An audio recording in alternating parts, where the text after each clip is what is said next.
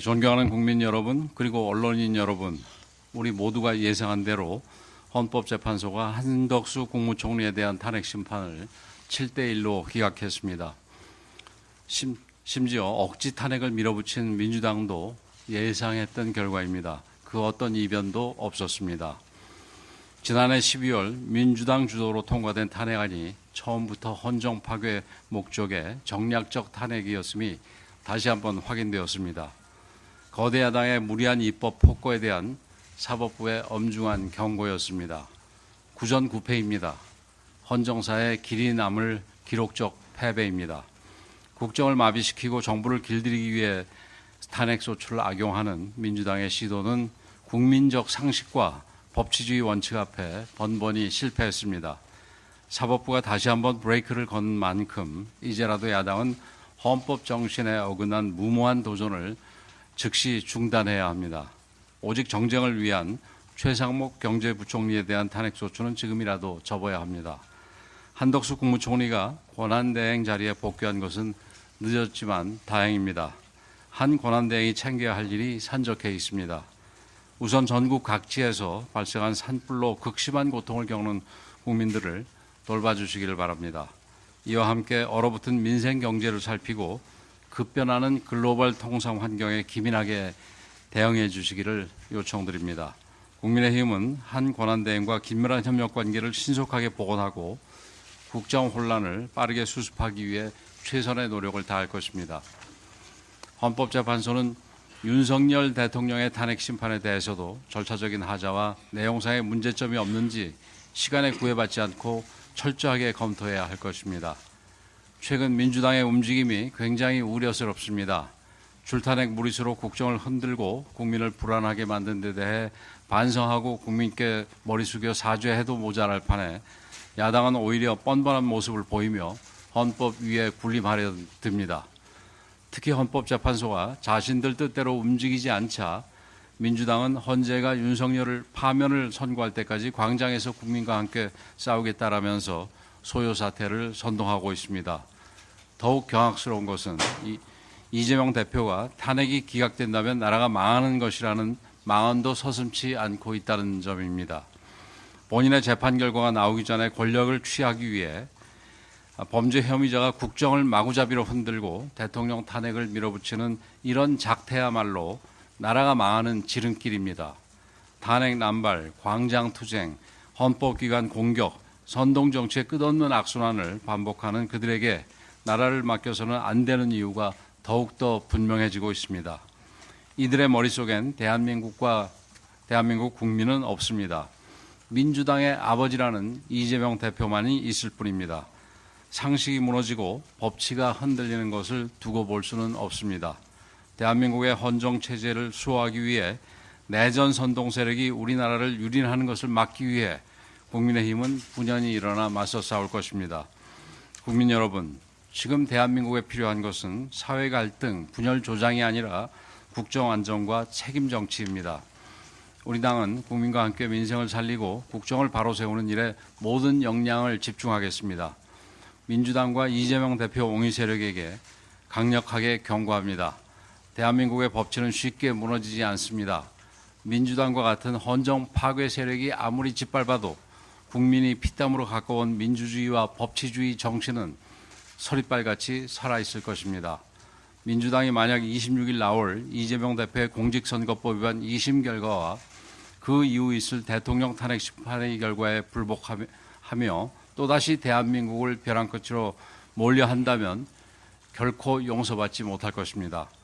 헌법재판소는 지금껏 그래온 것처럼 본연의 임무에 충실해 주기 바랍니다. 그리고 헌법재판소가 앞으로 내놓을 판단도 오직 법리와 원칙에 의거한 공정한 결과이길 기대합니다. 국민의힘은 그 어떤 상황에서도 흔들리지 않겠습니다. 국민과 함께 법 앞에 만인이 평등하다는 사법정의가 실현되는 대한민국을 기필고 만들겠습니다.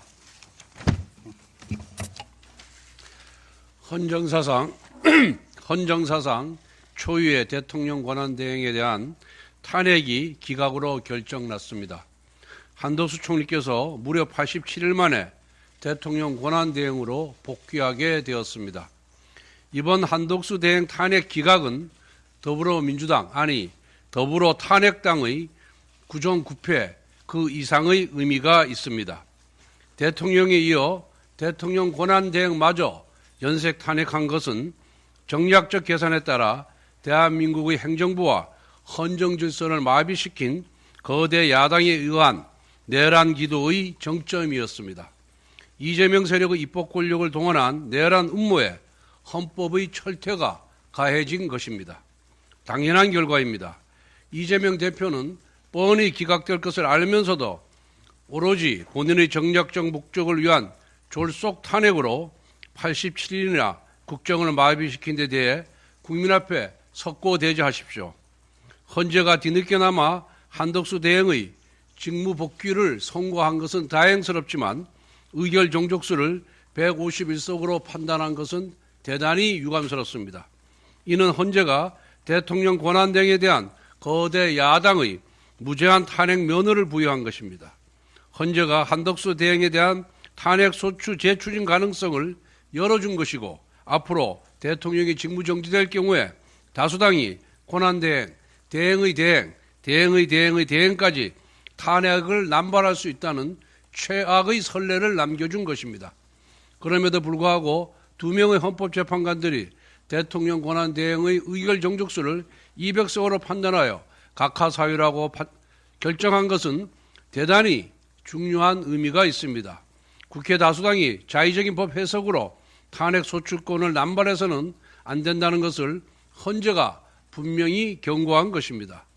직무에 복귀하신 한덕수 권한대행께는 그동안 마음고생이 많으셨다는 위로와 격려의 말씀을 드립니다. 하지만 우리나라의 대내적인 현실이 녹록지 않은 만큼 하셔야 할 일들이 산적해 있습니다. 우선 전국적인 산불 진압과 피해 복구 활동부터 꼼꼼히 챙겨주실 것을 당부드립니다. 특히 국민 안전과 국가 안보를 위해 장기간 공석 상태로 방치되어 있는 행안부 장관과 국방부 장관부터 신속히 임명해 줄 것을 요청드립니다. 아울러 여러 현실적인 한계에도 불구하고 글로벌 통상 관세 정쟁의 거센 파고에 맞서 대한민국의 경제, 산업 이익을 보호하기 위해 적극 대응해 주실 것을 당부드립니다. 고위 당정을 조속한 시일 내에 열어 경제 안정 대책 등을 논의할 것을 요청합니다. 마지막으로 민주당은 더 이상 실효성 없는 최상목 부총리 탄핵과 광화문 장애투쟁을 포기하고 국회로 돌아오길 바랍니다. 국가 재난대응과 경제위기 대응을 위해 한덕수 대행이 참석하는 여야정 국정협의회를 복원해야 합니다. 사석에서 만난 야당 의원들이 민주당 지도부의 최상목 대행 탄핵 추진은 무리수라고 고백하고 있습니다. 제발 정쟁 대신 민생으로 돌아와 주십시오.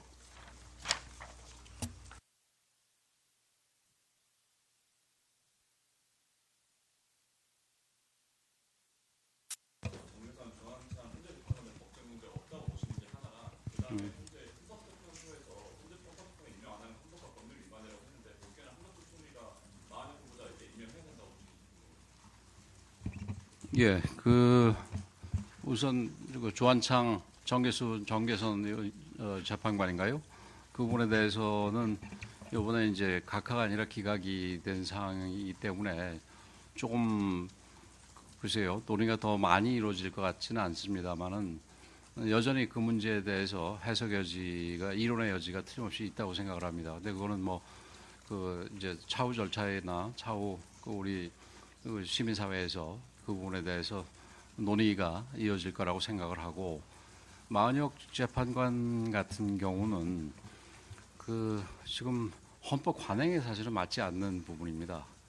그러니까 이 헌법이 명문으로 써져 있는 것만이 헌법이 아니라, 그러니까 여태까지 헌법이 제정된 이후에 계속해서 따라서 내려왔던 그런 그 관행도 헌법적 효력이 있다고 생각을 하는데, 이 마은혁 재판관 지명자가 이 지명자의 자리는 사실은 여기 언론인들도 다 아시다시피 여야가 여태까지 합의로 해왔던 것입니다. 그래서 추천서에도 양당 이름이 같이 들어갔었는데, 잘 아시다시피 이번 마은혁 경우에는 그 야당이 일방적으로 지명을 해서 청문회를 해서 이 통보를 한 것이고 추천서 자체에도 그 내용이 우리 당의 이름이 들어가 있지 않습니다. 그런 부분에서 뭐 저희는 그 마은혁 재판관에 대해서는 그 여전히 임명해서는 안 된다는 게 우리 당의 생각입니다. 그 좀 보완 설명을 드리면은 헌법재판소의 결정 주문에 따르면 됩니다. 마은혁 후보자 같은 경우에는 국회의 헌법기관 구성권을 침해한 거지만은 헌법재판관으로서의 지위를 지위에 있지 않다. 그 다음에 대통령 권한대행이나 대통령에게 아무리 국회 의결이 있다 하더라도 그 마은혁 후보자의 임명을 강제할 수는 없다라고 되어 있기 때문에 그 주문대로 마은혁 후보자에 대해서 임명하지 않은 것이 헌법 위반이라고는 보지 않습니다. 이번 기각 판결이 앞으로 남은 대통령 탄핵 선고에 어떤 영향을 미칠 거로 보시는지 궁금합니다. 글쎄요. 저희들도 바로 이게 별개 사건이기 때문에 바로 뭐 직접적인 영향이 있다고 생각하지는 않지만 그러면서도 한 가지 좀 아쉬운 부분은 이번에 이 헌법 재판을 하면서 사실은 그 형식적인 부분을 먼저 판단을 하고 구체적으로 본안에 대해서 즉 이 한덕수 총리가 탄핵 소추를 인용할 정도의 위법한 위헌적인 행위를 했느냐 이런 거를 순차적으로 판단을 해야 되는데 의결 정족수에 대해서는 판단을 했지만 이 탄핵 소추 이 내용 중에서 내란죄를 뺀 부분에 대해서는 전혀 판단이 없었습니다. 그래서 그 부분에 대해서는 한편 아쉽기도 하고 한편은 뭐라 그럴까요? 한편은 좀 의아스럽기도 하고 그런 부분입니다. 그리고 지금 어쨌든 이 헌재 재판관들이 뭐 우리가 생각을 할 때는 좀 이상한 부분도 있지만 각자가 옳다고 판단하는 대로 지금 각자의 주장을 판결문에 담아내고 있기 때문에 이런 식으로 재판이 계속해서 이루어진다면은 그리고 좀 더 평의를 제대로 한다면은 이 대통령에 대한 이 탄핵 소추의 결과도 우리가 긍정적으로 해석할 수 있지 않을까 조심스럽게 기대합니다. 최성입니다. 한덕수 총리가 임명을 미뤘던 조한창 재판관이 각하 의견을 냈고 또 정계선 재판관이 임용 의견을 냈는데 그렇다면 헌법재판소의 정치적 중립성과 독립성이 잘 지켜지고 있다고 판단하십니까?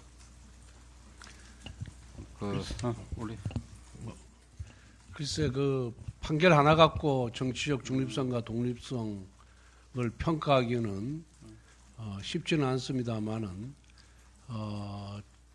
조한창 재판관의 경우에는 뭐 각하 의견이지만은 기본적으로 기각이라고 봤을 때 7명에 1명이었고 정계선 재판관의 경우에는 전혀 7명과 다른 의견을 제시를 했거든요. 그런 측면에 봤을 때는 정계선 재판관의 우리가 임명되기 전부터 정치적 편향성에 대해서 여러 가지 문제 제기를 하고 이랬었는데 그런 측면에서 이번 판결 결과를 봤을 때는 그 문제 제기에 어느 정도 타당한 측면이 있지 않았느냐 그런 생각을 하게 됩니다. 한 가지만 더 말씀을 드리면 사실 지난번에 이진숙 방통위원장의 탄핵 소추와 관련해서 4대4 판결이 기각 판결이 난 부분에 대해서 매우 잘못됐다고 생각을 하고 좀 헌재가 뭐 지나치게 정치적이지 않느냐 이런 우리 당에서는 그렇게 판단을 했습니다. 그런데 이번에 이 정계선 재판관 혼자만 인용 의견을 내고 나머지 세 분은 기각 의견을 낸 부분에 대해서는 아쉬움이 있지만 그래도 높이 평가를 합니다. 앞으로도 헌법재판소는 뭐 여러 가지 얘기가 있습니다만은 그런데 휘둘리지 말고 정적인 중립성 그리고 객관성을 가지고 오직 법리와 양심에 따라 재판을 해주시기를 기대하겠습니다.